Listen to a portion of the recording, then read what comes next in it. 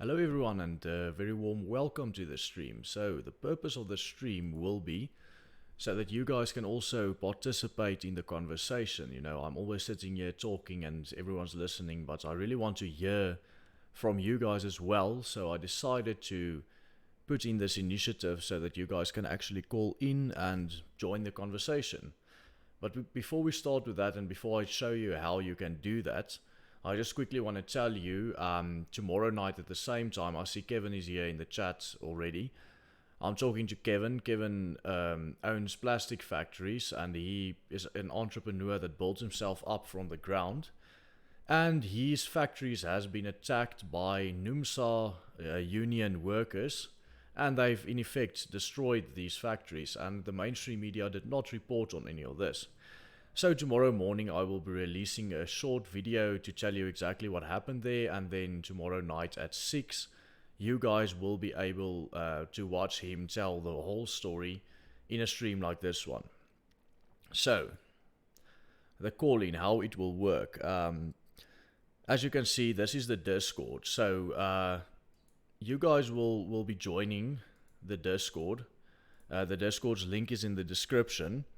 And then you guys will be joining the vetting channel. So the vetting channel will be full of people talking, and there are moderators in there. And then the moderators will then pick people to come on and join me. Let me just see, did I switch? Yeah, I did switch to the other. Yeah, there we go. So you guys can see the vetting channel. So join the Discord by clicking on the link in the description, and then you guys can use that to call into the show. If you join the vetting room, the moderator will decide whether you have something to say. You will tell the moderator what you have to say, and then they will pick someone and they will put them here into the live stream channel with me, and that way you guys can join me in there. Let me just see, why is this not showing the Discord right now? To watch him tell the whole story. Any case, guys. So I will take the first caller in. I think here we have Titus, who said previously to me that he wants to talk. Would you be able to call into the show later? Hi Titus, how are you? Good, thanks. Good. So Titus, where are you from? Is the show on already? Yes, Titus, indeed the show is on. Where are you from? I'm from the UK. Great, Titus. How are you? Great, thanks. How are you? I'm good, thanks. So, what do you have to say to us? Yeah, I think it's important to try and get the ICC to recognise some of the things that are going on in South Africa, in order to get international support for what's happening there. You know that AfriForum already went to the ICC and to the UN to talk to them there. We didn't really, we got some positive, responses from them, but nothing really happened there. One of the South African people that went there to the UN actually stood up and told everyone, all these people are liars from AfriForum and so forth. Nothing is wrong in South Africa. So we are trying on that part. Yeah, there are a number of different prosecutors at the ICC, which stands for the International Criminal Court. And I think that they appealed to the least sympathetic ear out of the prosecutors there.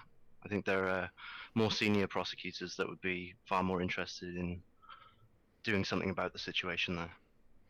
All right. Who's this? Do you know who the person is that they actually talked to? I think, I can't remember. I'd mess up the pronunciation of her name, I'm sure. She's a Muslim woman from Africa. Well, we can always check that up later, but it's very interesting that you bring this up. Are there other people that you think will be better suited to Yeah. to take this case? The most senior prosecutor is a Christian man from Argentina. I think he'd be more receptive to what's going on.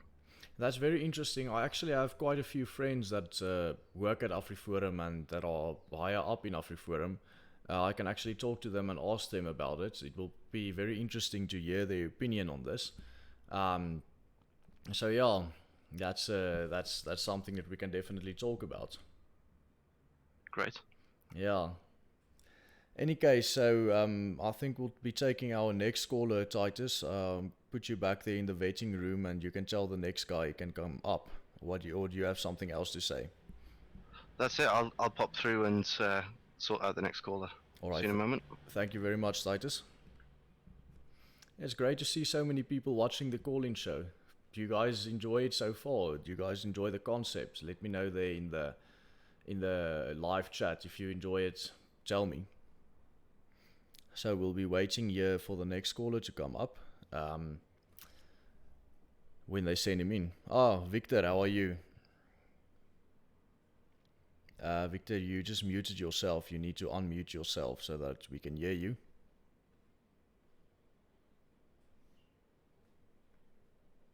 Victor. Oh, I see you are muted by the server. Can you now unmuted? Can you talk to us?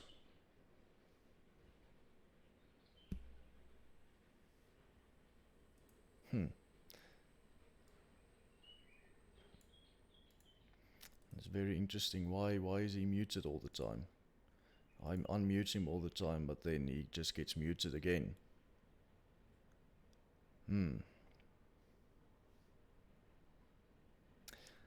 Guys, give me a moment. I'm just gonna pull someone else up here. Hey, Daniel. Hello. For some reason, Victor was muted all the time. I don't know why I couldn't talk to him. That was very that was very odd. But maybe Relang Shiver can sort that out. Can you just quickly go down again and tell Shiver to sort it out for us quickly? I'll do that. Thank you very much, Daniel. So this is the first time we've been trying this whole concept. So there are a bit of problems happening, but yeah. So we'll see what happens now. Hopefully they can sort that out, and we can talk to the next caller, which will be Victor. Hopefully. Hi there, Willem. Can you hear me? Oh, perfectly. Yes, I can hear you now, Victor. How are you? No, great. Great technology, but sometimes it also has its flaws. But it's nice to be with. And well, as you know, I'm a fellow South African. I'm 53 years old. I've gone through the old school, and I'm living the hell of the new school. So if you want some of my opinions, or if you want to chat or something like that, we can see where we're going. You can maybe ask what I feel about whatever or whatever. Yeah, maybe you can elaborate for us on that old school South Africa versus the hell of the new school, as you put it. Well, it's very interesting. I was born in the mid '60s, and I had the privilege of growing up in South Africa before television.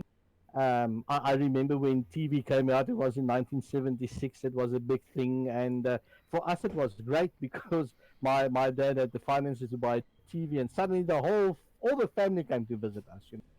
And it was great. Obviously, I then went to high school. I did cadets, and then on 16, I wanted to leave school in standard 8. I was a bit lazy, and then I got my call-up papers, and I said no way. So that was a good thing because I didn't actually did my matric. But yeah, I couldn't skip. I couldn't skip national service, but I'm very proud that that I've done it. And the old South Africa was great. Listen, let me tell you one thing: we had clean roads. We had some of the best hospitals. You know that we didn't have private healthcare in the old apartheid South Africa. It didn't exist. Our national hospitals were so good. I remember as a young boy, something happened to me, and I had to go there. I was about 12 or 13. I was so well treated. I mean, all our children were born, in national hospitals. The Queen Vic, that was the maternity hospital there in Hillbrow. And looking back today and seeing South Africa, the dump that it is today, is not very easy. It's something that I'm not dealing with well. And I think maybe especially the older I get, the worse I'm dealing with it, because I knew what we had. Mm. And the other thing is, I also knew what was coming. Well, not just me. I think a lot of people that came out of our era knew what was going to happen, and what's so terrible that is it's happened, and now we sit with this hellhole that we've got here today. So that's really terrible. It's interesting that you talk about the national hospitals. So I wasn't even aware that there wasn't any private hospitals. So we actually had a full socialist or social medicine system that I wasn't really aware of. But that's very interesting that you talk about it. So we were, we yeah. we had fantastic hospitals. I mean, I grew up in the West End in Johannesburg. I mean, we had a hospital there, the JG Stradom. That was such a cool place. And Mm. the old Baragwanath hospital, even those years, was built for the black people, and it was one of the top hospitals for giving birth and for other specialized treatment that they did. It was all built for them. It was a top hospital. It was run like any other hospital, but it was for the blacks because it was in a predominantly black area. I mean, then we had the Joburg Hospital, Mm. Joburg Gen, which is today a dump. Now that had some private sections, where it was still a government hospital, but they were a bit better off. Mm. It was you had private rooms and stuff like that. But the average general medical care that we had in the old South Africa was just beyond. Our military hospitals were the best. 1 mil and 2 mil, which was there. I think it's in Bloemfontein. 1 mil is there in Pretoria. It was the absolute cutting edge, medical facilities. Well, not just in Africa, but comparable to anything existing in the world today. It was amazing.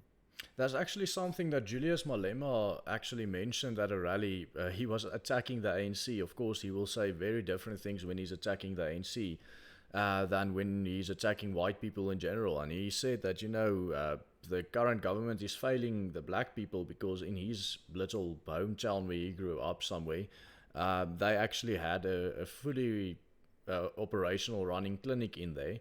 And now there's absolutely nothing. Um, in my own view as a libertarian, I don't really support nationalized healthcare in any way. In any case, I think that is a system that is doomed to fail wherever you are. But still, it just shows you, even though it was in a way socialism, it still worked. Yeah, you must remember. I hear what you're saying, but the old system wasn't a purely socialist system. I mean, Mm. it was rather more democratic. And I've listened to a lot of your videos, and I understand that where you're coming from. And I do respect that. But let me tell you one thing: the old South Africa worked. I mean, it worked in a lot of sectors. I mean, every sector worked. I mean, it was Mm. safe. We had a good bus service. It was just wonderful. I mean, you could get on a bus anytime, from East Rand, West Rand, go to Johannesburg, do your thing and come back, and it was cheap. It was really, really fantastic, and it was clean, and it was safe. It was really, really fantastic. Well, it's good to hear your opinion. It's always great to hear from someone who had experience of the old days that we can talk about these things. So thank you very much for coming up, Victor. You're more than welcome. And thank you for your show and the trouble and the effort that you do. Thank you very much, Victor. I'm gonna toss you back there into the vetting channel, and you can tell the next person, sorry, that he's welcome to come up. Right, sure, we'll do that. Thank you. I see. I thought there would be quite a lot more people there in the vetting channel that's lining up to call in. I mean, there's 250 people watching here from my side, it seems. So I would have thought quite a few more people would like to, you know, call into the show. But any case, so if you want to call into the show, just click on the link there in the description, Discord. It says here, join the Discord to discuss. And then you join there in the vetting channel. And they will, the moderators will then talk to you. And then if you have something to say, you will be put here into the live stream channel. But any case, so I'm just waiting for the next guy to join here. I'm not quite sure what's going on there in the vetting channel right now. We'll see who they toss into the live stream channel for me. Yeah, I see Gideon says yeah, lekker oorfone. Yeah, it's quite good headphones that I've got here. I enjoy them quite a lot. Let's see what else we have here.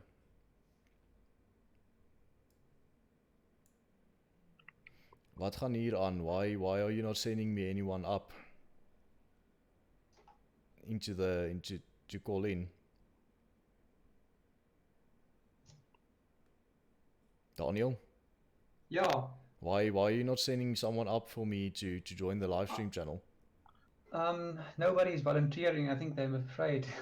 Don't you Yeah, want? we're trying to get Rari to join us. Don't you want to come up, Daniel? I'm not sure what to say. Well, we're already on air now because I joined the vetting channel. Because you. I'm a bit shy. That's quite funny. So you're already being broadcasted. Discord, weet jy, ek raak so fucking oulik, hoor. Any case, so we'll wait for someone for them to toss someone up here.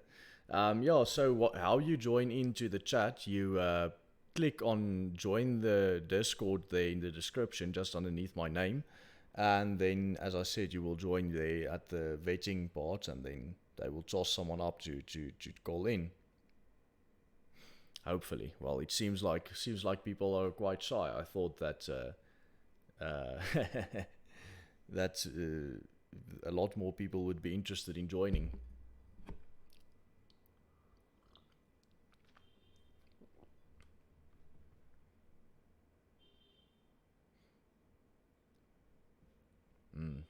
Well, since there's not someone calling in at this moment, I'll take some questions here from the live chat. So if you guys want to ask questions here in the live chat, you are more than welcome to do so.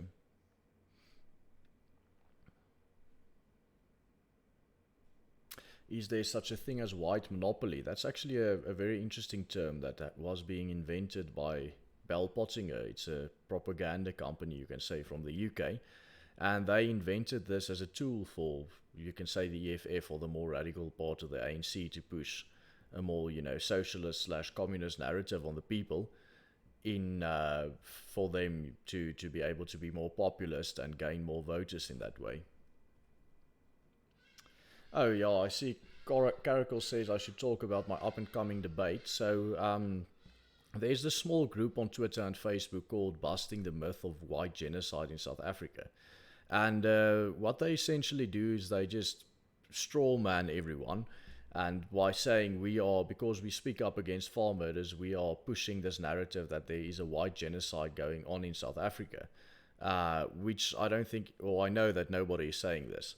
Or nobody that is serious is saying this. Everyone's saying that it could amount to genocide. It's not a genocide right now. Of course it's not, because you can just attack technically on this. So finally I got someone to debate me from this little group on Twitter. So we'll see what he has to say. I mean, it's ridiculous to me, this whole question of is there a white genocide in South Africa, because it's a trick that the people who hate us use. They say, okay, they ask you, is there a white genocide in South Africa? And then they expect from you to give them a yes or no answer. And the problem is it's not a yes-no question, because if you answer no, they're going to say, okay, so you're admitting that there's nothing wrong in South Africa, that farm murders is not a problem, there's nothing wrong there in South Africa, and why are you speaking out against these murders? What about all the other murders, stuff like that? And then if you say yes, then they say, but that's ridiculous, and look at Rwanda, it's not nearly as bad as Rwanda was, or whatever. So basically, the whole question is just a question, you know, that is there to catch someone and to destroy them. Let's see what else we have here. All right, Shiva, I see you watching as well. Caracal actually said you should come join me there in the live stream chat. I see there are 5 people lining up there in vetting, and nobody is being put here into the live stream channel with me. That makes me a little bit sad. I'm gonna type there. Maybe I should ask them what's going on. Jack Stander said the answer, I presume you're talking about the genocide, is not yet, but we are on the verge of it. They just did another campaign to take more of the legally owned guns. Yeah, that is a very big problem. The fact that they are taking our guns away, that really is a problem. That they're really trying to take everyone's guns away. What do you think of a barter exchange to trade for trade dollars instead of using a devaluing rand? Well, that's basically what they've been doing in Zimbabwe for the past, I don't know how many years, probably like 10 or 15 years, because the Zimbabwean dollar just completely lost all of its value. So you can't trade in the Zimbabwean dollar anymore. I'm pretty sure something's going to happen here if the rand continues on the track that is going down now, that we're going to have to look at an option like that. But I'm actually quite pro Bitcoin. Maybe we should start using Bitcoin instead of the rand, because the rand is doomed to fail. There's no two questions about it. Kristen Nason asks, what's your opinion on Sinner? Well, I don't know. I've read quite a few books about him and stuff like that, but I would say I don't have enough knowledge to have a well-balanced opinion on him. So it's a bit of a problem for me, because it's really something that I struggle with to get a decent opinion on. Johannes asks, hoor jy sê my gou hoe ek jou kan kontak? How can you contact me? Well, as I said, what I'm trying to get everyone to do is join the Discord here. It's a link here in the description. And I see. Someone just joined me. Hello, Zafeka. Is that how you pronounce it? You got it right. Hello. Great. How are you? I'm good. How are you doing? I'm doing great, thanks. What has been up there in the vetting channel that nobody wanted to come up and talk to me? I don't know. It's been a bit quiet. I was just circling to get my mic to work, but otherwise it's just been quiet. Okay, so I presume you're South African if you talk about circling. Yeah. I'm South African from PE. Okay. Yeah. Do you want my question? Yes, please go ahead. Okay. I don't know if it fits in terms of the topic or if there is a topic, but there's been a little bit of talk about World War III, and Yes. I was just curious, what is your view on how South Africa is going to sit in World War III? How do you think it's going to play out? Like, which side our government might choose? Like, would we end up going towards China or Russia or America? Like, who would we ally up against, and how things would play out?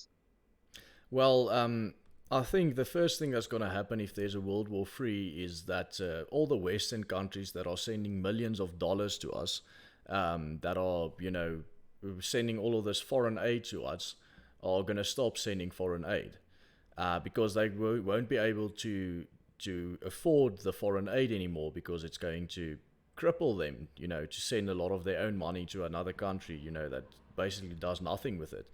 So I think that's going to completely crash our government, because if you look at the amount of foreign aid that we receive in South Africa, it's totally ridiculous.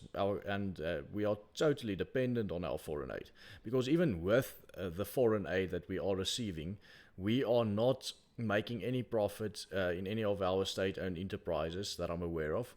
I know many of our state-owned enterprises fail, and then they get bailed out with billions of dollars, and then they fail again, and then they get bailed out again, and the cycle continues. Sorry. So if we stop receiving all of this foreign aid, I am pretty sure our government would collapse entirely. And if there is a World War III, the current government that's giving us so much money and that's bailing us out all the time and that's buying up all of our state-owned enterprises is China. And I'm pretty sure if there is a World War III, that China would be one of the main,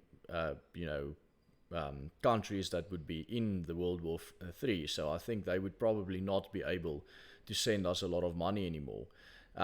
So what I think will happen, they will probably not pick a side in the beginning, and then I think before we will be able to pick a side, our country would probably collapse fully. Our government won't be able to go on governing our country. Okay. Let's say our government manages to keep the country running. What I was wondering is, what do you think if would we as a country push the borders, or would it end up being some other political goal? No, I think we won't be able to push the borders as a country.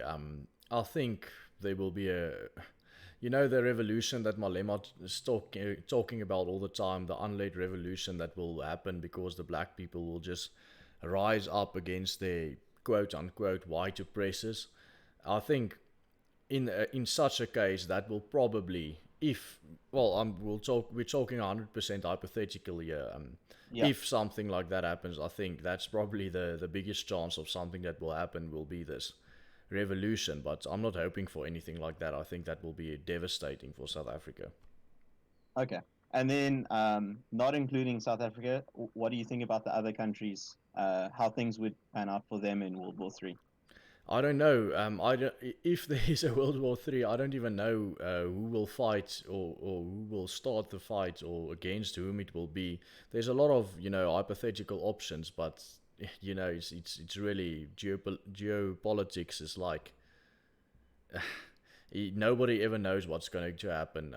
There you can always try and make predictions, but I don't know. It's too big of a topic, and I don't think it's really in our topic here, future of South Africa. If we talk just about the other countries.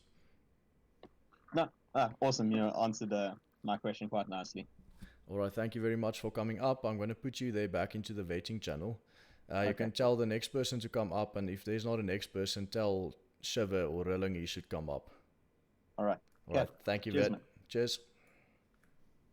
Yeah, that was quite an interesting question, talking about World War III and what will happen if it happens. Very hypothetical, of course. Let's see what else there is. While I'm waiting for someone else to join the live stream channel to talk to me, I would. We see there's the next person. Hello. Hallo. Hallo Willem, hoe gaan het? Good, thanks, and you? Okay, I'll speak English. Yes, please. What happened to the 29th of October's Black Monday's March Day would have had? Because I didn't see anything on the news or anything about it. Well, I'm sorry, I'm just going to... there we go. Thanks for muting yourself. There were some dogs barking in the background. The thing about that is I think it was very poorly planned. There was something in the news about it. I think a few news organizations put out one single article and there was a few videos. But I have to say I was not very impressed with how it happened. And I think the reason for it being such a failure is because it was very badly planned. I know that AfriForum, for instance, have been contacted to be part of this march, but then they were only being told of this march within the week that it was going to happen. So of course that was not going to be that wasn't going to cut it for them to be part of it, and I think it was really badly advertised. I know nobody really contacted me also specifically and asked me about the Black Monday to maybe help promote it. I would have talked to the organizers first to make sure that everything's legit there before I would have promoted something like that. But I think it was a bit of a failure because of bad planning and because of lack of marketing.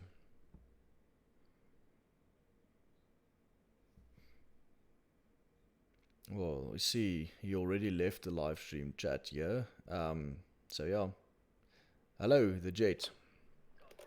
Hello. How are you? Lekker man, who's this? It's Willem. Who am I speaking to? What's your name?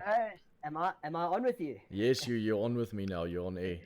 Lekker man, is dit beter as ons Engels praat? Yeah, please. I mean, this is my English channel, so let's do that. 100%. Yeah man, there's so much to talk about. I was wondering if you'd heard anything more about the Indian guy that made all the racist remarks and he said the K word several times. I haven't seen anywhere near as much media regarding that guy. And several other things as well. I mean, it seems whenever there's one of the pre-approved OK people do something wrong, then we don't hear that much about it. But if a white guy says something bad, then all of a sudden the whole world crumbles, you know. Well, that's definitely true. We can talk about the double standards for ages. If someone like Julius Malema says something like, you know, kill the Boer or incites violence, nothing happens. But when a white guy says something like a racial slur, then suddenly they destroy his father or his brother's business, and they destroy his complete family. He's just a random guy. He's on holiday somewhere. He's not a political leader. He doesn't wield any power. He's just a random guy. Exactly. And what happened to that Indian guy? I know there was a bit of a freak out on Black Twitter. That was when Black Twitter in South Africa actually, you know, existed. Because I think Black Twitter is kind of dead now, since MTN doesn't give out free Twitter anymore. So I see we'll definitely see a lot less of that nowadays. But there was a bit of a freak out, and then there were a few articles in the media about it, and then I think the conclusion that they came to was that this guy is a crazy person and his family needs to look after him because he's got some mental problems, and that was the last that we heard about it. And if he happened to be a white crazy person? Well, I think then probably his house would have been burnt down or something. I mean, if you just look at the history of these events, then it's always something very bad that happens to white people. I mean, Vicky Momberg was sent to jail for 3 years for using a racial slur. 3 years. She got a 3-year sentence for using words. She didn't hurt anyone. She didn't assault anyone. She didn't steal anything. She didn't do anything. She used words. Madness.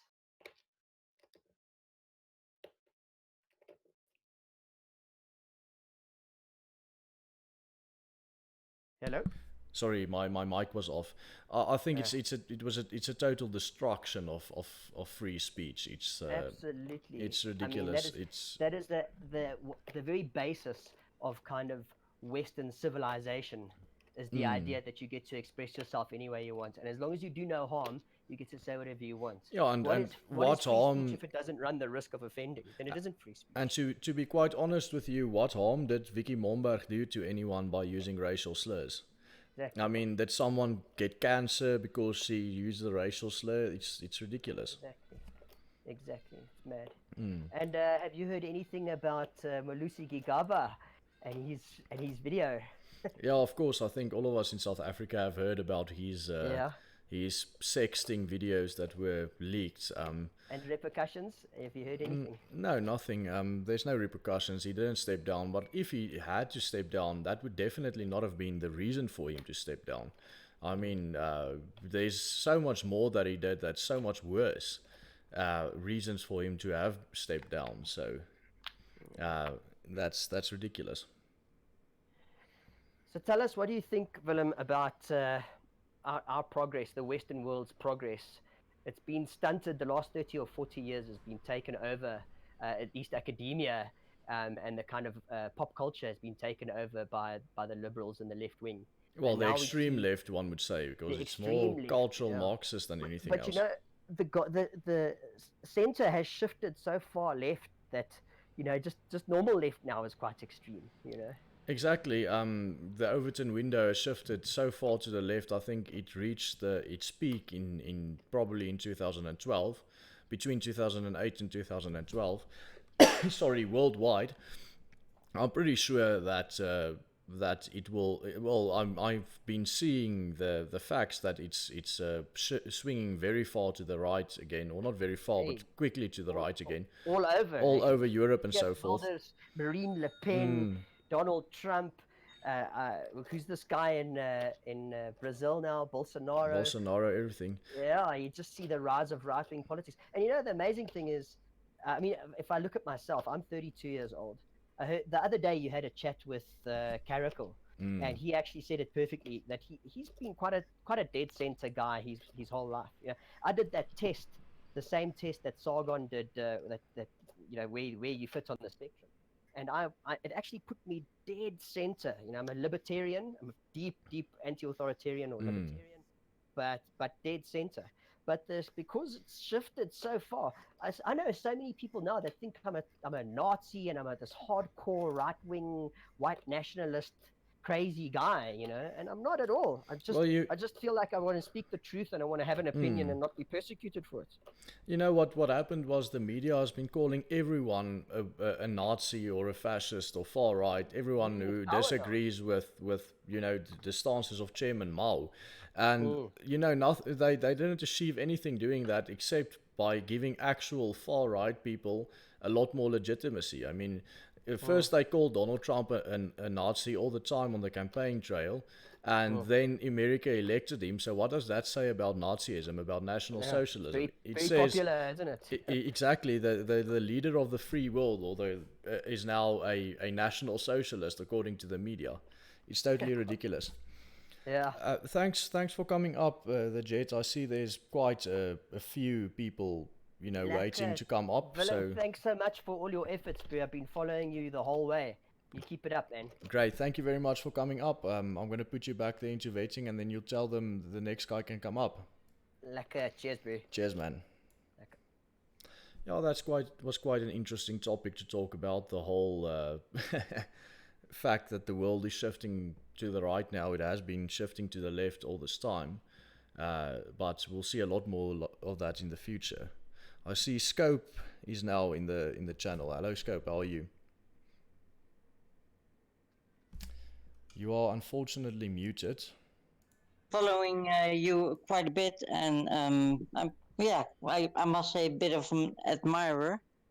Thank you very much, Scope. But it's very simple. There seems to be a little bit more awareness on what is going on in South Africa. Question is really, it's still lies by the left media, and do you think this will change in the future? Tell me, where are you from, Scope? Sorry, I didn't. Yes? I'm from Netherlands. Oh, from the Netherlands. Yeah, that's our fatherland, you know. That's where we come from originally. Yeah, exactly. Yeah. But thanks for the compliment. Sorry, I didn't catch the first part of what you were saying because you were muted for some reason. But I unmuted you then. Okay. Well, actually, there seemed, what I said was there seemed to be a little more awareness, but as marginalizing it a bit still, and will that change? That's the question, basically. Will it change? I don't know. The way I see it right now is that we're not gonna. You know, a lot of people in South Africa, especially white people, are holding on to this idea that somehow Donald Trump is going to help us, or someone's going to come help us. I think the fact is they've got their own problems. The chance that they're going to come here and help us in South Africa is very close to zero. And we just have to make peace with that we ourselves are going to have to help ourselves, and we ourselves are going to have to fight this fight to secure our existence as a people. And that's what we're doing. I think AfriForum's doing a great job. I know there's a lot of other organizations working under the radar doing a great job.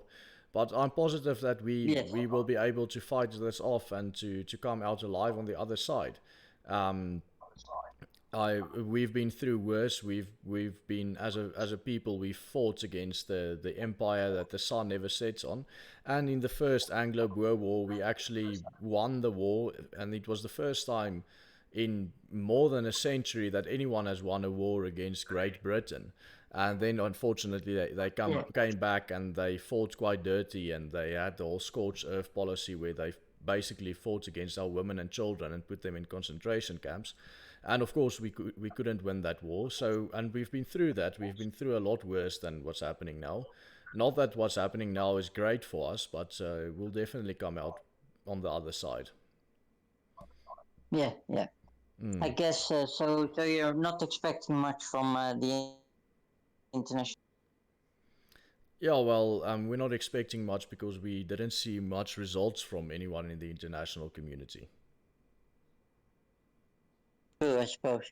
It's a shame, really, that yeah, when it involves a white person, and that's not at all, but when it involves white people, then it's suddenly not important. And That's yeah, what we're well, seeing worldwide. That's the ideology worldwide, even in Europe. I mean, if white people are dying or Yes. for being raped, then, you know, they're being racist for pointing out the fact that they are being raped. It's ridiculous. Yeah, exactly. I totally agree. All right, thank you very much for coming up, Scope. It was really great Well, to thanks so chat much, with you. Willem, for answering my question.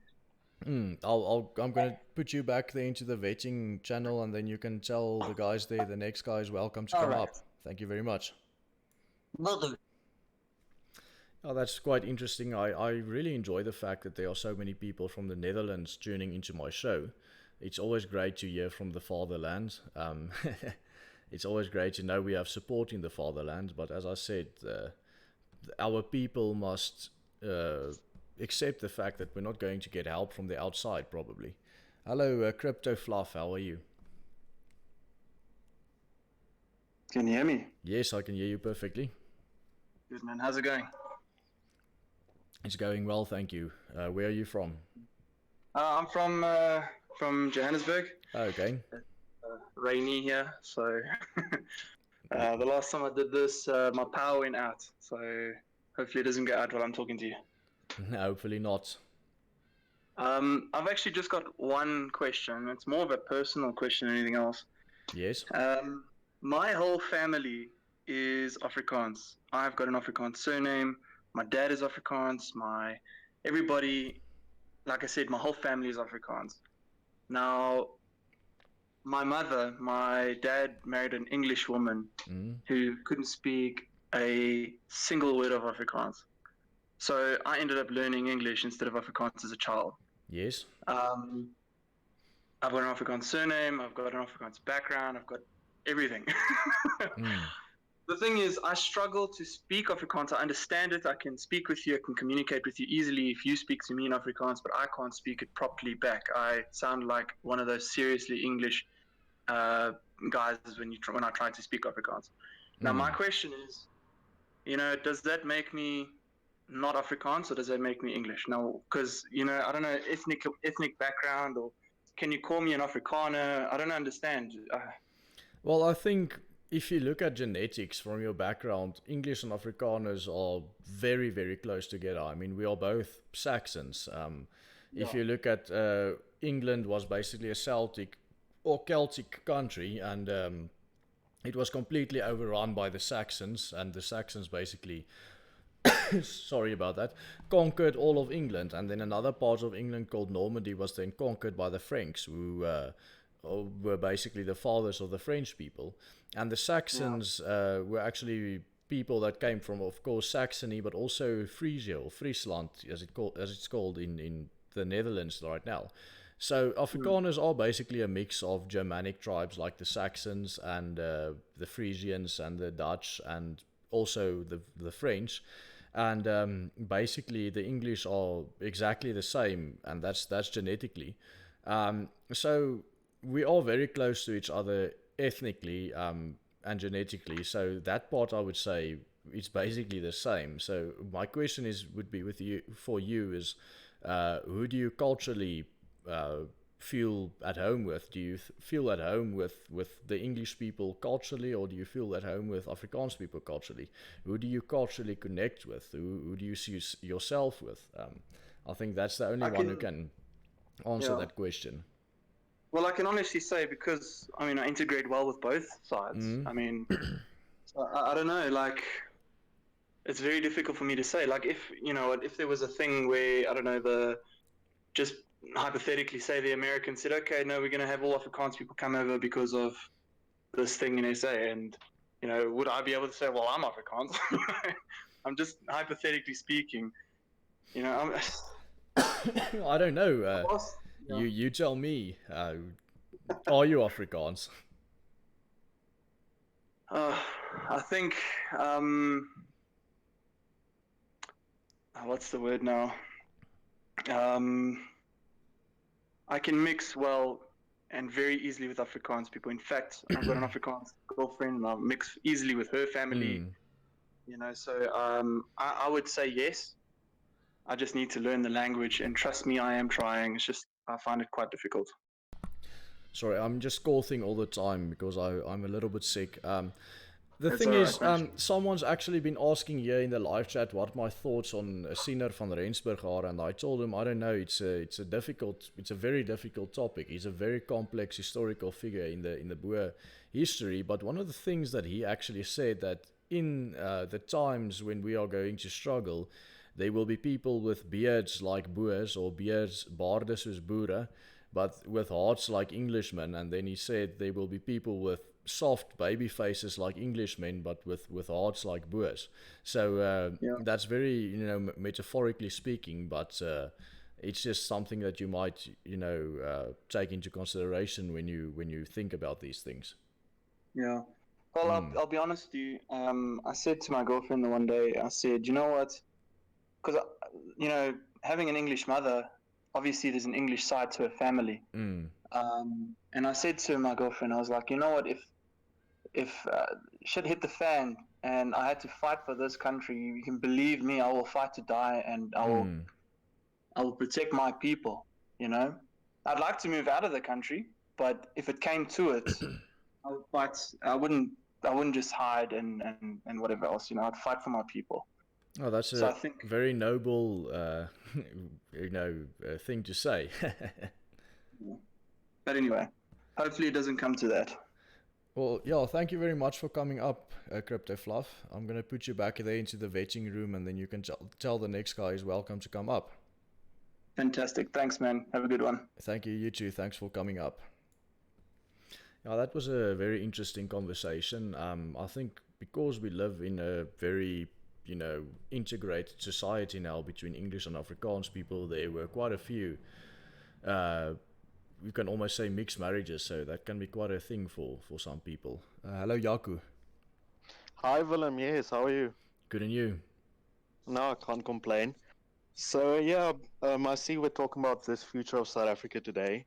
Well, I just want to start out with saying that, my fatherland is not Netherlands. I would say it's Germany. And, my question probably is more like a conversation to you. But I really want to know what your opinion is about the future for not only white South Africans mostly, but more against the part that doesn't qualify on the BEE scale. So let's say I'm white, so I don't qualify in BEE, especially now this job opportunity system that the government has started where they only cater for blacks and I think Indians or something, and not coloreds or whites. So my problem here is now I'm studying, this is my secondary degree that I'm studying now. I'm already a second year law student at the moment. And my problem is I'm not sure what possibility there will be for me in the future to even have a job opportunity, because if they're starting to cater already only for one side of the population, what will be my future? What would at the end be for me? Because I've spent a lot of money now. Let's say my parents spend a lot of money for my education to have a good education. And now, at the end of it, my education wouldn't mean anything. I have 2 degrees at the end with honors, and then it would mean less to the South Africa, let's say, the society, with my 2 degrees and honors against, let's say, not being racist, but let's say a black person with 1 degree, you would get the job, and I wouldn't get the job just because of my skin color. And to me, that is kind of like reverse racism. Well, I wouldn't say it's reverse racism or reverse apartheid. I mean, there's no such thing as reverse racism. It's just racism. Yeah. No, I understand what you're saying. It's just reverse racism isn't in the context of saying it's turned around to the point. I'm saying it's racism. Yes, I understand, but I mean, it felt like if you're looking at it from the perspective of some of the black people that say, or some of the people outside the country say that it was racism for apartheid to happen, and I think that's what some of the people mean with reverse racism, meaning Yeah, it's now turned I around. understood exactly what you meant with it. Yeah. I just think we should stop using that term because the term in itself is a fallacy. Fallacy, yes. No, I agree. Yeah, So well, yeah, that's my point at the end. I want to know what's your opinion on it, because to me it's scary to think about it, because I'm working my ass off to get where I am, and then to think at the end I won't be able to let's say get what I have been working for my full life now. to be quite honest with you, Yaku, I think, well, the reason that this is happening is because, it's revenge. It's not to restitute anything, because, I mean, what have you done towards the black people to deserve to be discriminated against? And the answer is absolutely nothing. So it's revenge on for something that they even think happened some time ago to someone or some ancestor of them.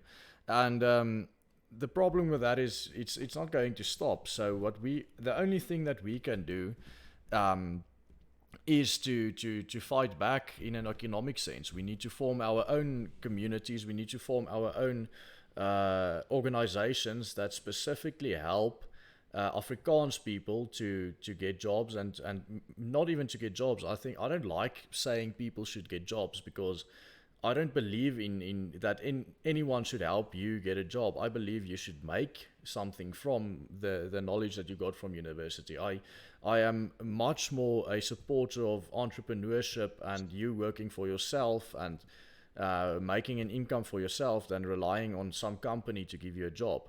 And I think that's something that we have seen coming up in the last few years, is that we as Afrikaners have just realized as a collective that we are being pressed into a position where if we're not going to fight back on an economic level, we're going to be forced out of existence in the economy. And we have seen a lot of people, like, let's say for instance, Sake Liga or AfriSake or even Solidarity and those movements, create these opportunities to help Afrikaans businessmen and Afrikaans people, young Afrikaans people who want to build businesses, to start those businesses and build them up. And I think the future for us as a collective, us as a folk, as a people, is going to be to start a lot more of these organizations to help each other build small businesses, because small businesses are the backbone of the economy. And if we have someone like you won't be able to start your own business right after university, because it's not legal for a lawyer or an advocate or an attorney or whatever to just go out of university and start practicing. So of course you're going to have to do your articles. Then in this situation we need to register Afrikaans businesses and try to get them to help Afrikaans or Afrikaner people in order to get jobs, because we know that the government is trying to press us so that we can't survive economically. And it's already happening, and I think in the future we will see a lot more such organizations like we did see in the past. It's not the first time that Afrikaners have been in the situation where we are being kept out of the economy. I mean, in the 20s and the 30s and even the early 40s, Afrikaners were also kept out of positions by the government, and we did start our own organizations in order to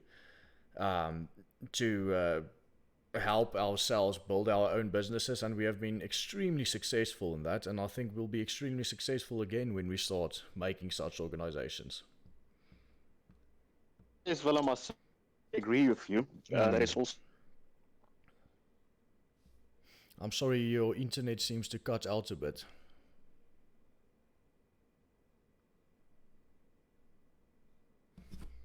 Hello, can you still hear me, Yaku? I don't know what's going on now.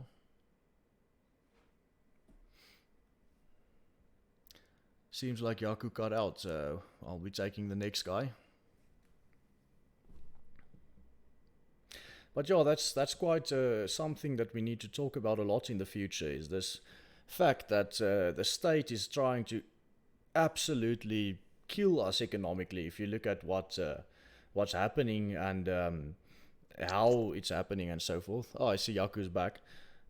So we have to Yes. have our own organizations doing the right thing and equalize the opportunities. Yes, I certainly agree with you, but I believe another problem that has come to light, especially at the university that I'm studying, is that I'm studying at Potchefstroom University, and where the NWU, meaning that where the Mafeking, the Val, and the Potchefstroom campus. And so in my degree, we all write the same test at the same time between all three campuses. But another problem is at the end, we all three campuses get the same degree if you get your degree. But to another extent, the Mafeking campus and the Val campus is a lot more, let's say, maybe 90% black and so forth. And to me, they're kind of being catered for to get the same degree as me, because there's a lot of instances now that we've been writing tests where they get the scope of the test, basically the full test before they're writing the test. And then we at the Potchefstroom campus are said, no, you must study everything. And in the end, they get the same degree with doing less than we had to do, because they only have to study exactly what they need to study for a test. Well, and there's of course no way that you can prove that, but let me tell you something, it really doesn't matter, Yaku, because it's not your degree that's going to make you a good lawyer one day. It's going to be... Certainly. The degree really is absolutely something that my father actually taught me. Is he's an engineer, he's actually done his master's degree in engineering, and he told me, you know what, I haven't used anything that I learned in university in my job as an engineer, so... The degree part is just, the part in the university where they basically teach you the basics of, what your career path is going to be like. But I think when you get to your articles and you do actual legal work, most of the stuff that you've been learning in university will be outdated in any case, and that's something that's where you're going to start shining, is where you get that experience and where you really start to work for something for yourself. And I think the fact where you say that these people are getting the same degree as you get, even though they don't study as hard, or they don't have to study as hard because they are being unfairly helped, it's not going to help them in the workplace in any way.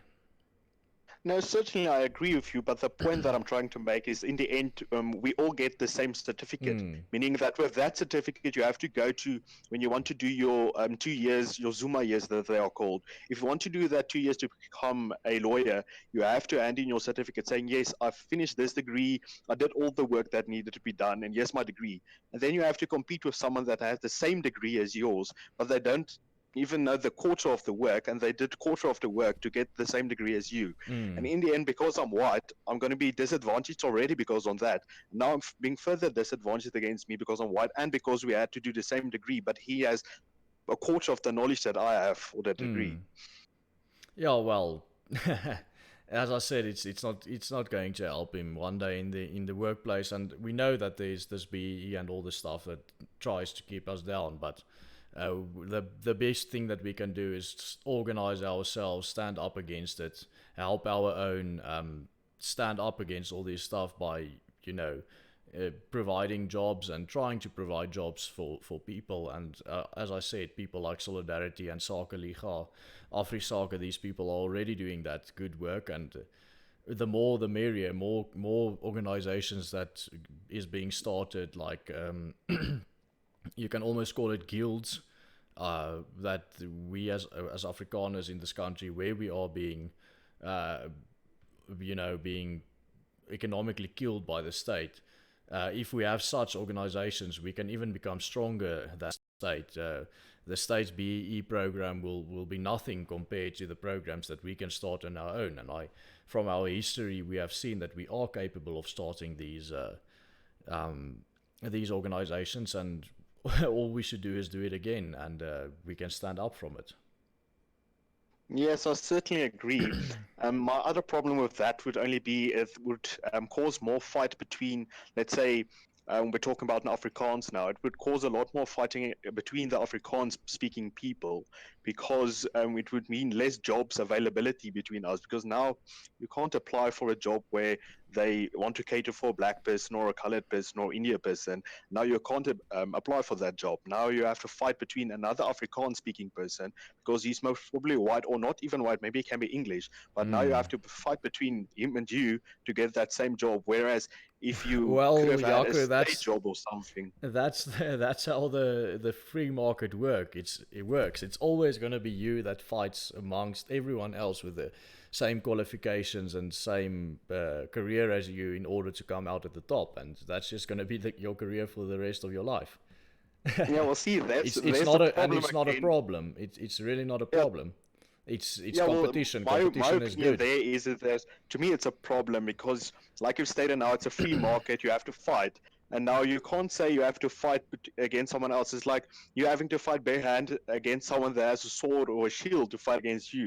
You see, it's not a free market when you have a disadvantage from the beginning. It's not Hmm. free in the sense for equal, let's say, equality. There's I no believe equality South of Africa is opportunity. based on equity and not even equality at any sense. Yeah, you're 100% right, but we can moan about this on air for hours and at a time, and it's not going to change anything. The best we can do is try our best to uh, get organizations that do what the state is doing for other people, and by in the private sector do what the state is doing for other people, and that's what we're doing, and it's all we can do. So we have a choice: are we going to moan about it, or are we going to work towards something better? And that's what I think we should do: is work towards something better. Well, I don't think so. I know so. That's what we need to do. Yes, you're certainly right. That it will be the only way that we will possibly go further as Afrikaans-speaking people on our own is to look out for each other like we used to do in the earlier times, because now it's easier for us to point fingers rather than to work together. So I believe, in correction with you, I believe that the only way forward is the way to work together. If you can't work together, there's no way forward. Jaco, we've been talking for quite some time. I'm going to ask for the people to bring up the next guest, so I'm putting you back There's no problem. in the Yeah, it's no vetting problem. Thanks a room, lot, man. and then please just tell them to put the next guest in. I will do that. Thanks a lot, Right, Willem. perfect. Okay, bye. Well, yeah, that was also a very interesting conversation. I see we're doing quite well. 300 people watching consistently. It looks like we have a... Hi, Klipkop, how are you? Oh, Willem, I'm doing well. How are you doing? Good, thanks. Well, first off, I would like to thank you for coming back. Like, you went a little underground for a while, and it seems like all of our friends and like, I don't want to call it a movement, but like everybody started like slacking, including myself. And it seems like since you are back in the mix, like everybody's picking it up again, and everybody's excited about what we're doing, etc. Yeah, well, there's some stuff that I've been quite busy on the last month or so, but now I'm back, and now we're doing YouTube again, eh? Okay, yeah, for sure. Your private life also needs attention. Definitely. So what can I do you for? What do you have to say to the people? By the way, I was sorry, thinking- before you're starting, I just want to let everyone know Klipkop has a YouTube channel. You can go search for him, go check out his work. It's excellent. Sorry, Klipkop, go on. What were you saying? Thanks for the punt. I was thinking, what exactly are we fighting against? Marxism. The Marxism in general. That's what I would say. The thing is, at the moment, the ANC is pushing this Marxism. Well, not only the ANC, it's like in the EFF and National Freedom Party, etc. Like there's a whole cabal of people pushing these Marxist ideas upon us. But how do we? The only way we are going to win this is because like in the world, like everybody accepts like a democratic vote is the way we determine how things will be run. And unfortunately, we as Afrikaners, we as sorry, we as Afrikaners, we as white people, we as non-natives are totally outnumbered. And at the moment, what the Marxists are doing is they are pointing their fingers at the non-natives all the time to keep the votes, and what they can do whatever they want. They can steal money from the people. They can do whatever they want. Like how do we? Okay, firstly, how do we unite Afrikaners? Because I know you wouldn't like to admit it. I don't want to admit it either. But Bauer Bosch, Ronaldo Gous, and those types of lefties, they are Afrikaners. How do we find a common goal to unite us, firstly, as Afrikaners? Well, I think it's through education. It's funny that you say these Marxists just point to the quote unquote non natives and tell them that they are the source of all their problems. But that is what Marxism is. Marxism is pointing at someone that has more, a collective that has more or is on average better off than your collective, and telling all of your supporters that the reason why that collective is better off than your collective is because they are oppressing your collective, which is of course a massive fallacy. But the problem with people like Bauer Bosch and Ronaldo is that they believe in this fallacy. They believe in this fact that the reason why white people in this country are better off are because white people are still oppressing black people. And it's a very simple argument for the Marxists, because they say, look, there's the proof. You see all these white people, on average they are richer than black people, thus white people are oppressing black people and they are taking advantage of black people. And this is totally ridiculous, because there are thousands of reasons why black people are doing worse in society than white people are. And none of these reasons are because white people are in this country oppressing black people. Because if you look at all the facts of actual oppression happening, and actual government trying to keep jobs away from a certain demographic, then the government is keeping the jobs away from the white people, not the black people. So there's absolutely no evidence whatsoever of oppression from white people to black people in this country, and that's just the education that we need to spread amongst Afrikaners, and basically to red pill them and to show them, listen, you have done absolutely nothing wrong. It's a total lie that you are oppressing black people, and get out of this thought prison and join us on on the side of the truth, on the side of the thinking people. Think for yourself, and that's how we unite our people. Because once our people realize that we are in the situation where we are in the situation where we are being kept out of the economy by the government, the only way we're going to help ourselves is to help ourselves by by doing these projects by ourselves. And that's how I think we unite our people, is by doing it through education. Okay, now the topic of the day is what's the way forward, or what is the future of South Africa? Now we can go two ways. It's either we keep South Africa as a whole intact, and we as South Africans find solutions to our problems. The other option is we split up into our little groups. We have the Afrikaners, we have the Indians, we have the Xhosa, the Sotho, and the Zulu. Everybody goes into their little groups. We split up the country, etc., etc. And what we have been trying since '94 was option one, and personally, that is the option that I would still prefer.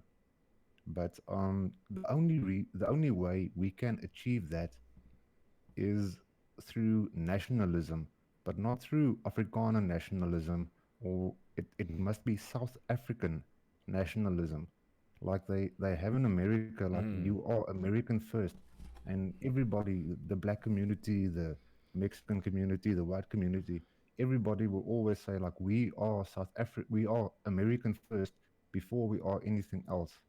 But the problem with that is, Klipkop, you are saying that, but it's not true, because if you look at the different demographics in America, the only one that says America first are the white demographic, as a collective. I mean, the black people are always talking about black rights and black civil rights and you know, uplifting the black community, and the exact same with the Hispanics, the Mexicans. The only people who never talk about their collective rights are the white people. There's no white rights organizations. There's no white congressional caucus. There's no white organizations looking after white rights in America. The Americans say America first, and all the other demographics says my collective first. And that's exactly what's happening in South Africa, and that's just something that we have to make peace with. Yeah, like in South Africa, they don't shy away from saying blacks in general, Africans in particular. Exactly. That is our problem at the moment. I do think in America there is a bit of a shift, but that's probably because I'm watching so much Jesse Lee Peterson that there is He's this movement excellent. amongst the black people that they are starting to realize, listen here, white people is not the enemy, you know. Jesse Lee Peterson and Candace Owens and all of those are excellent, but the problem is just that they are in the minority, and in a very small minority. Black people still vote 92% leftists. But hasn't the black vote in America after Trump took power, hasn't that like moved over a bit more? Well, we haven't seen we haven't seen any elections yet. The first election after Trump took power is happening tomorrow, so we'll see what the exit poll says after that. Okay, so we're gonna find out. We're gonna find Okay, out, now, yeah. let's talk about option 2. Like everybody goes into their little groups, and everybody has their own little state. What do you see for the Afrikaner? Like, are we going to have a whole bunch of little Oranias, or are we going to have like our separate little piece of land? Like, what do you visualize? Well, for us to have a total Volksstaat, as many people have this dream, is very difficult because we are not living all in the same location, and we are very integrated with all the other peoples of South Africa.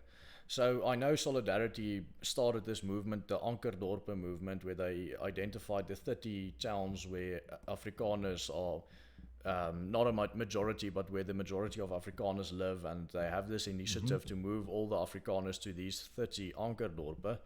And the other thing that we looked at, I know that Ernst Roots is doing his doctorate in how to achieve self-determination. I don't think there's ever going to be total self-determination of a country, but the system that we can look at is a system like the canton system, where the Afrikaner pays his taxes towards an Afrikaner government, and all the different groups pay their taxes to their own governments. And I think that's the most fair system that we can have, because currently we pay our taxes to a communist government that literally says they don't want us to be employed, they want to take our land away. There are politicians in our government singing songs about killing my people, stuff like that, and we are funding this through our tax money. So the most fair thing I would say is something like the canton system in Switzerland, where the different peoples pay their taxes to their own governments. And I think that's also, well, implicitly, but it's very clear that that is the direction that AfriForum and Solidarity is going in. They don't say it explicitly, but if you look at the facts and if you look at what they're actually doing, it's very obvious that that's the direction they're going in. Well, the biggest problem I can see with that is there's already this thing, this Marxism we talked about earlier, about the haves and the have-nots. If we are going to pay our own government, like it's just going to magnify that effect, and it's I just can't see how that will not turn out into like a full-on race war. The thing is, Klipkop, I think that's one of the most philosophical things that I always think about is pragmatism versus moralism. Are we going to do something because because of pragmatism, because it's going to work, or are we going to do something because of moralism, because it's the right thing to do? And for me, I choose moralism above pragmatism. I think us having the self-determination is the right thing, and that's why we need to go for it. Yeah, we have spoken quite a few times before, and I know like sometimes you have to like dumb things down for me. What is pragmatism? Well, pragmatism is the idea that you need to do something because it is going to work, and it's opposed to moralism, which is the idea that you have to do something because it's the right thing to do. So, pragmatism would, for instance, say, I'm going to do this thing even though I know it's not the right thing to do, the morally right thing to do, because I think this will work out in the end. And that's the problem of the West, I see, is pragmatism versus moralism. Okay, so pragmatism is basically logical. No, pragmatism is I'm going to do this thing that is wrong because it's going to work out for everybody. I'm going to steal from the white people and take their opportunities away in this country. Have explicit,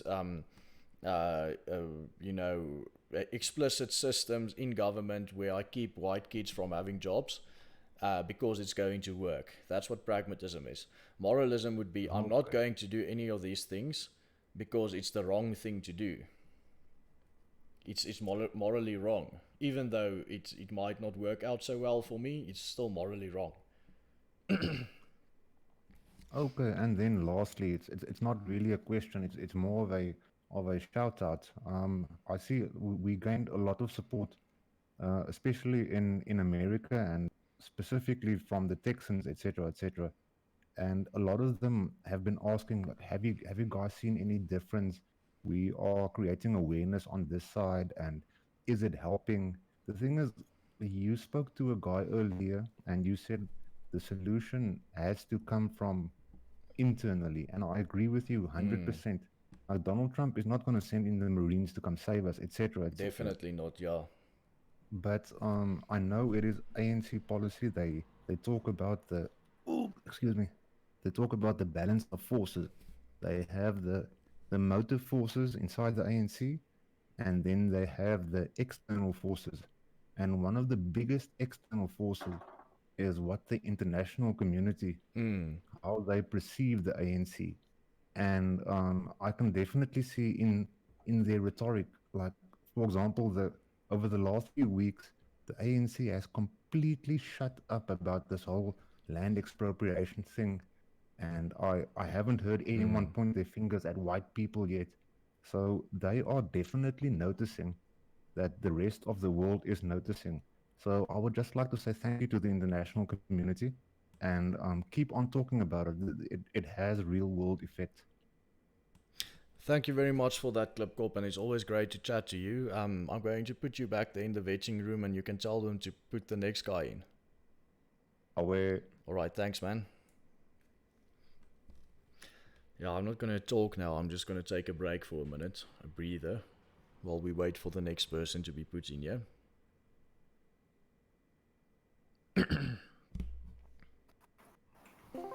Hello, Ryan.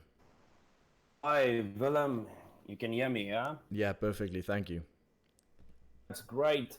So how are you doing tonight, Willem? No, I'm doing quite well. It's been a very, very fun show thus far. Yes, it's been interesting. Okay, so I'm going to keep it short. I'm not going to go in too long. I'm in Thailand. I stay in Thailand. It's now on the way to 1 a.m. already, so it's been late. Are you South African? Yeah. Okay. I've been in Thailand for the last 7 years, though, so it's been a while. Okay. A few times, or a couple of times, but I do follow you guys all the time. Try to keep on. Something that has made the news, and that I've seen lately, has been, there's a lot of news about China that's coming to the country. I see they have about 12 or 13 police stations in the country already. And, there's been a lot going on with China coming into the country. And opinion about this, because, from my point of view, I travel regularly to China and in Southeast Asia. I want to know your opinion about, do you think, because I see a lot of negativity on Twitter, I see a lot of negativity on South African leftist news.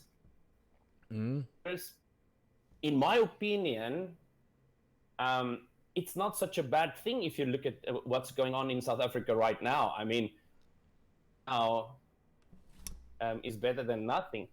So your opinion, your personal opinion, because I just want to touch on one or two things. I don't know if you're aware that apparently they set up a new visa system now for South Africans and for to basically get a 5-year visa. It will benefit both South Africans too. There's a lot of South Africans working in China at the moment. Yeah, well, It's kind of a win-win situation, yeah? I don't know. I would be personally, I wouldn't go to China or probably not Thailand. If I would love to stay in South Africa, but of course it's a good opportunity. I wouldn't try to take it away from anyone that wants to go there. Mm-hmm. China's role in South Africa.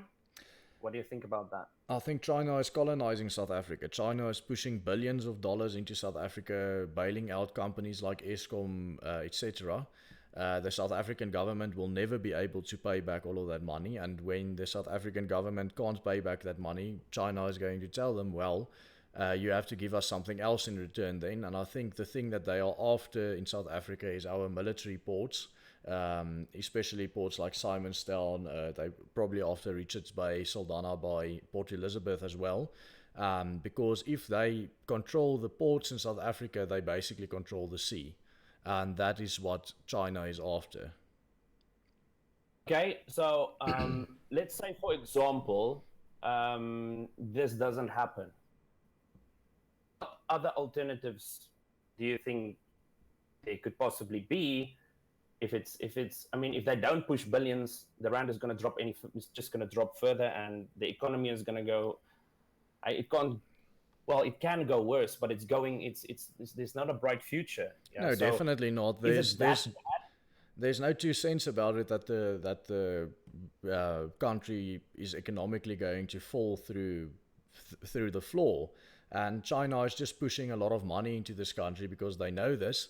And when we fall through the floor, we're going to owe them all of this money, and we're not going to be able to pay it back. There's not enough money in South Africa to pay it back, and then they're just going to say, well, we want this, and we want this, and we want this, and they're probably going to say they want our ports, they want some land, they're probably going to want some mines, etc., etc.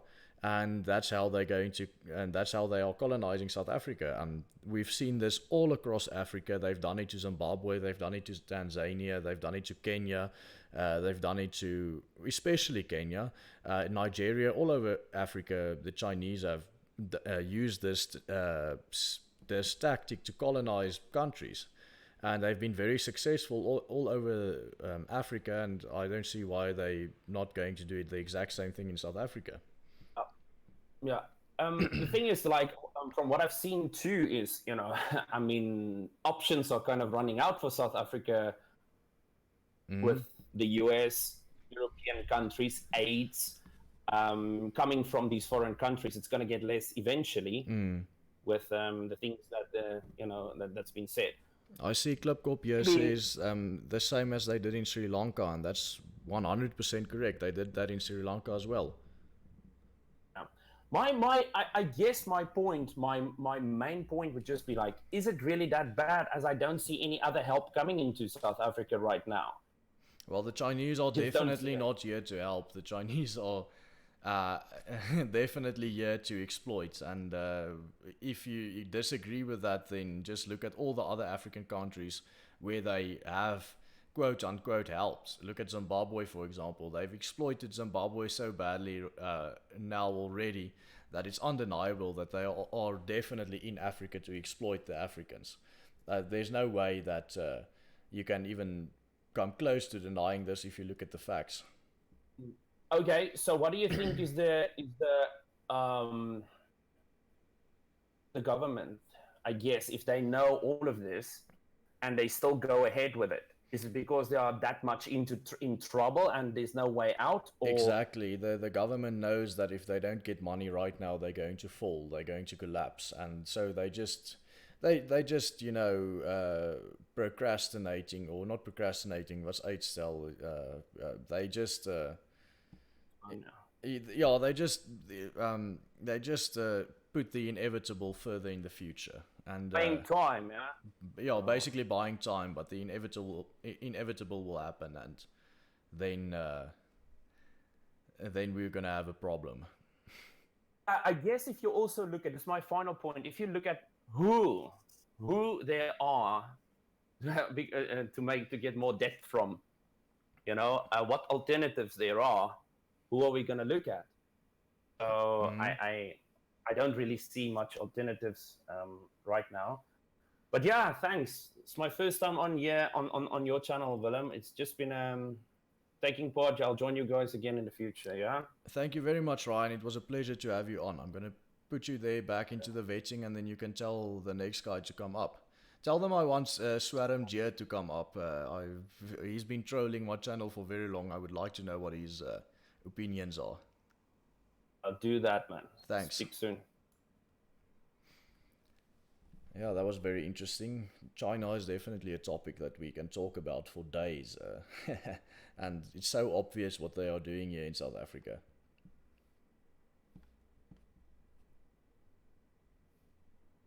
Let's wait for the next guest to come up.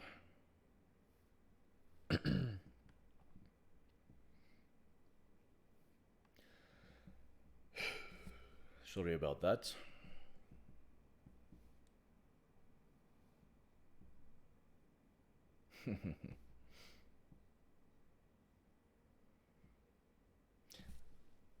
Let's see what we have here in the comments so long while we wait for the next guy to come up. Hello, Spooky Wolf. How are you? Hello, Willem. You want to speak English or the moedertaal? No, we'll speak English on this channel. Okay, 100%. So I guess my main talking point would be the state of identity among our people, since I'm in Potchefstroom at the moment, and I mean all of us guys know that at least this might be student culture. It's very hedonistic, self-centric, materialistic, and these things are counterproductive to building an identity, I believe. No, definitely. Materialism is always the fall of a society. We've seen that in Rome, we've seen that in Greece, we've seen that in Persia. It's a history that repeats itself over and over and over again. Once a great empire, the individuals in the empire become too individualistic and too materialistic. That is when the empire falls. Yeah, and we've fallen a long while ago, and some people, like you said, I'd also hate the word reverse racism, but I speak a lot with black people. I mean, in my class there are some, and I'm very honest about my views. I'm race realistic. I will never be racist, but I'm very open. And when I start to speak with people of other races, and just asking them how they view their fellow blacks, they do have a sense of, I guess, unity that they don't want to admit at first. But when you prod them just a little bit, they will admit they will prefer their own first. Yeah, well, if you want an example of that, just look at Muhammad Ali's speeches. He's very clear on that. Yes. I mean, I'm looking at the United States. I mean, they worship this MLK guy, but I'm one of those people who say, well, why is Malcolm X forgotten? Why are the people forgotten who want some tribal unity or racial unity among their people? As if this global globalist stance is like the god of the new age, or I think there's a good book written, The Democracy, the God That Failed, and there's nothing. It's an excellent book. I've read that book at least 7 times. It's like I feel very black-pilled in a sense. I feel very. It's like Tucker Carlson said in his book Sugar Fools, that it's easy to spot the criticisms and difficulties, but you cannot. It's difficult to come up with solutions for the problems we face, be it technological. I haven't read Tucker Carlson's book yet, so I wouldn't be able to comment on that. But what I can see at least is he's not a classic conservative, as you can see. He has some people might call him socialistic, but I don't think he's socialistic. I just think he believes that the core of the economy is built upon, the more important thing is people above material again, which is foreign to some people who just believe my free market will solve everything. I like flea your market. American accent. That's excellent. No, I've got a few of those, you know. I mean, that's why I'm Spooky Wolf, because I have actually very bad views, which will not be tolerated if I am too open about my views. But Yeah, don't be too I'm open on this cordial. channel. I don't want to get I'm a kicked off cordial YouTube. guy. Yeah, obviously. I know optics. I watch Fuentes. I know optics. Yeah, optics I'm is. for optics. It's always good to have good optics. Well, I'm glad that you brought that point up. I see we've been going on for an hour and a half already, so you'll be the last caller that I'm taking, and I'll end this off here. I'm glad you brought that point up. I think that well, we are being forced to look away from materialism again because we are being threatened as a people, and in some way, I think that's a good thing for us to take a step back out of this whole materialistic Western culture and say, well, we need to one day, not one day, but we need to now start looking after each other again, because if we can't look after each other as individuals, we can't stand. We won't be able to survive in a communist society where we specifically are being targeted.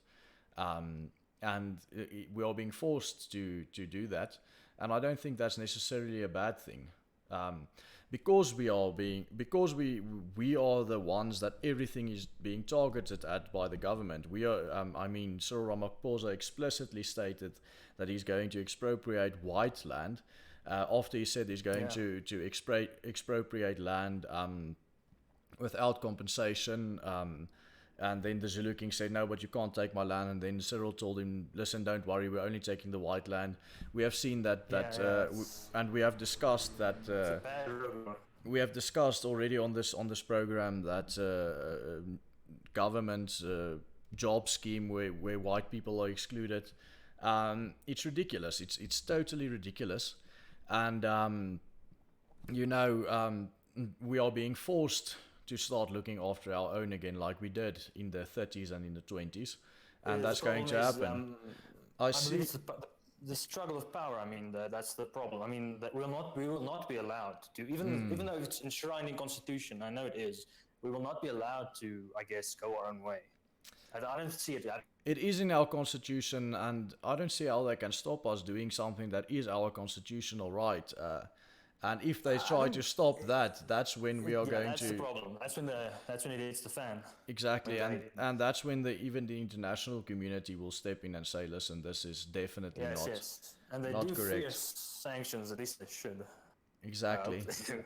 Sorry for cutting you off so shortly, Spooky Wolf. It's just getting late, and it's been fun. It's been fun. And also, quite a few people said they want Don Barnard to quickly talk to me last. So I'm gonna. I want to hear more from other guys. Good night. I'm gonna put you back there in vetting. You can tell Don to come up again, and he will be our last guest, and then I'll say goodbye, and we'll have this chat again later. Cheers. Bye. Alright, so we're just waiting for Don, then he'll be our last guest, and we'll be done after that. Hello, Don. What's up, Willem? Thank you. Finally happy that you finally using Discord for the live chats. It's so awesome to hear from the other people. Exactly, and, it's great to hear other people's opinions. I think we'll definitely do this in the future again. Maybe we can have a weekly call-in show like this one. I actually want to hear from the guys in the live chat. If you would like this to be a weekly thing, type 1 into the live chat, and we'll see how many ones there are to see how popular the idea is. Sorry for interrupting you. No problem, man. Thank you, and congratulations on your nomination. I think it's well deserved, and we will all be rooting for you. I don't know if we're going to be able to vote or how that thing is going to work out. I don't know if you let the people know about the nomination, or it's still like a secret thing. No, it's not something that I'm going to share publicly. Okay, but they'll know when you win. Probably not, but yeah. I listened in when Yaku was typing or was in the chat, and it was kind of interesting. And the only thing is, what I want to say to the South Africans is people need to think outside of the box, because our economy is in serious trouble. The rand is in serious trouble. So people need to start to do stuff that they can earn in foreign currencies. I know it's easier said than done, but there's some good resources that I will share with the people now. Some of the stuff that I do. There's some cool places where you can buy websites, for instance, and you can start earning money that way. There's also other services where people can do freelance jobs and also earn in dollars. I think people need to wake up and smell the coffee. It's the end is nigh. It's exactly what's happening in Zimbabwe is starting to happen in South Africa, and I'm also almost done with my other project that I can't disclose at this moment. You know what the details is behind that and why I can't. But yeah, I just like to say to my fellow South Africans that we need to, like Willem said, look out for each other. We need to help each other find jobs and create jobs, firstly. And look at how successful the Americans are doing it in Silicon Valley. And I think, in my opinion, with some of the coders and developers I'm working with, the Afrikaans people, English people, we've got some serious talent in this country. And I think we can also build our own type of Silicon Valley in the future and move into that directions. And people need to think of stuff that they can export from this country and do services online for other people and look what is needed and go into that direction. I will actually put some links for the people of some services that I know of where people can do freelance jobs and earn, and also the website where you can buy websites or apps and start earning from that. I think we need to stay as far away as possible from the South African economy and start outsourcing our services and our brains. Thank you very much for that, Don. Do you have a question, or did you just want to tell everyone this? No, I just wanted to tell everyone that, and also I wanted to say hello to you guys and thank you for all the messages that we are getting on Twitter. I am okay. I'm still alive. I just had to take a little break from this whole political scene due to personal reasons and all the threats that we've been getting. I think that we should always look at the glass half full. I think we have made amazing ground. A few years back, never in 100 years, I would have thought that we have done such amazing things, especially you, Willem, and Conscious Carical and Klipkop. It's the young guys, you guys, that inspired me to do stuff. And I'm not all about this stuff. I care obviously about my people and I just felt that video that I made, I had to make it and just tell my story. It's just one of many thousands of people that lives are affected by this ridiculousness that's going on in South Africa. And also, obviously, I want to thank all the people from overseas that's helping us out. We really appreciate it, and it's helping out amazingly. You people don't realize what that means for us. And the ANC is very scared. They have this mask that they put onto the international community, and you guys are putting them under immense pressure, and please keep on doing what you are doing. It's working. Thank you very much. We'll always keep on fighting for the right thing, Don, and that's why we're doing what we're doing. And thank you very much for tuning in. As I said, you'll be our last guest. I can't go on for for all the time. We'll definitely have another call-in show next week. Because people said it's overwhelming. The people in the live chat said that we need to do this on a regular basis. So thanks for being on, Don, and thanks for everyone watching. Remember to tune in tomorrow at I think I'm gonna push it up to 7 because a lot more people watch after 7 than start watching 6. I'll just ask Mr. Freeze if he'll be able to do it at 7. And then we'll talk about the fact that NUMSA actually destroyed his factories. We have to talk about that. I mean, the fact that the mainstream media completely ignore that is totally ridiculous. And also, if you enjoyed the show, please remember to leave a like, and I'll see you again next time. I'll see you again tomorrow, same time, either 6 or 7. We'll still talk that out. Thank you for all of you guys for watching. And thanks for all the people that called in. I really appreciate the fact that you guys called in. It was great that you did.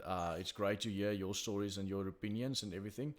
So I'll see you guys next time, and have a great night, and God bless you.